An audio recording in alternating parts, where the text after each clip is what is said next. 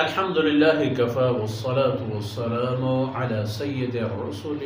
وخاتم الأنبياء محمد المصطفى وأحمد المجتبى وعلى آله وصحبه ومن بهديه مقتدى. أعوذ بالله من الشيطان الرجيم.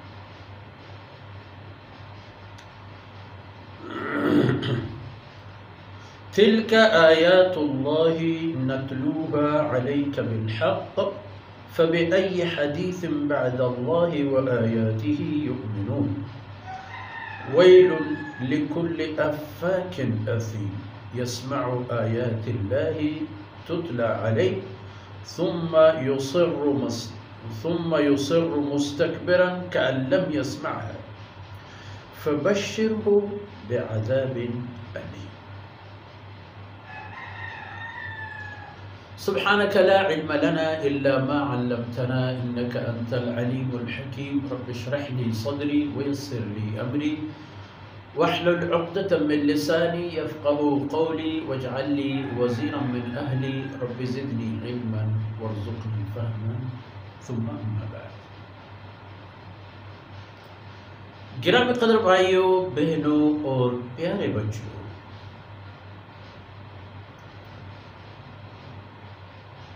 تلک آیات اللہ، یہ جو کچھ فرمایا گیا اور جن چیزوں کے بارے میں یہ باتیں سامنے آئی، ارشاد ہوئے، یہ تمام کے تمام اللہ رب العزت کی قدرت کاملہ و قاہرہ و ظاہرہ کی دلائل ہے، حجت ہے۔ تمہیں انکار ہے تو کوئی متبادل ایک حقیقی عملی قابل فہم جواب لے آؤ، اور اگر نہیں ہے اور نہیں لا سکتے ہو تو پھر سرگردان رہنے میں کیا رکھا ہے؟ تو پھر کیوں دیر کرتے ہو اللہ رب العزت کے سامنے سر بسجود ہونے سے؟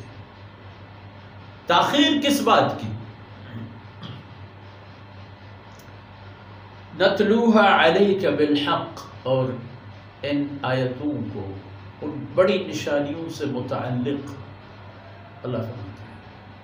آپ پر تلاوت کر دیتا ہوں، آپ کو پڑھاتا ہوں، سناتا ہوں دلیل حجت کے ساتھ۔ اب سوال یہ ہے کہ فَبِأَيِّ حَدِيثٍ بَعْدَ اللَّهِ وَآيَاتِهِ يُؤْمِنُونَ، اب جن لوگوں کی طرف آپ کی بعثت ہوئی ہے اے محمد رسول اللہ صلی اللہ علیہ وسلم، جن لوگوں کو آپ کی بات سننی ہے، ماننی ہے، عمل کرنی ہے، اب سوال یہ پیدا ہوتا ہے کہ انہوں نے ان تمام فرمودات الہیہ اور آپ کے ارشادات کو نظر انداز کیا، منکر ہو گئے۔ اب اللہ اور رسول کی باتوں کے بعد ان کو کوئی ایسی بات ہے جو ان کو ایمان لانے پر اکسائے؟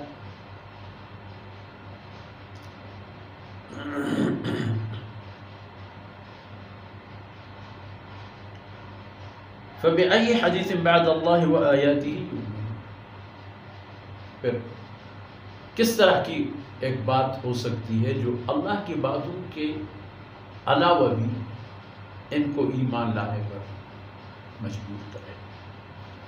اور اس کی آیتوں پر ایمان لانے پر مجبور کرے؟ ایسی کوئی نہیں ہے، تو جب نہیں ہے ایسی کوئی بات تو پھر یہ بات ہے اور ان کو مطمئن ہونا چاہیے کہ وہ نہ صحیح یہ صحیح۔ وَيْلٌ لِكُلِّ أَفَّاكٍ أَثِيمٍ، تباہی ہے، جہنم ہے ہر جھوٹے انسان کے لیے اور گناہوں میں انلمٹ جرم و گناہ کے مرتکب ہونے والوں کے لیے۔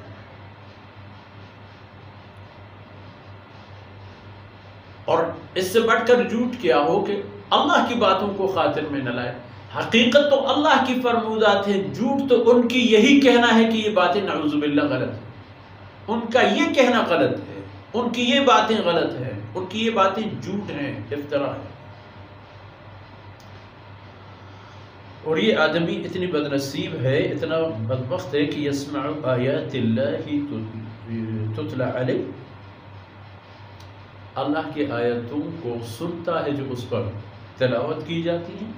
ثم یصر مستکبرا، پھر وہ اسی طرح اپنے غرور اور انکار پر جمع رہتا ہے، اور اسی طرح ان باتوں کو اگنور کرتا ہے اور نظر انداز کرتا ہے کأن لم یسمعها، گویا کہ اس نے کوئی ایسی بات نہیں سنی، گویا کہ محمد رسول اللہ صلی اللہ علیہ وسلم جیسے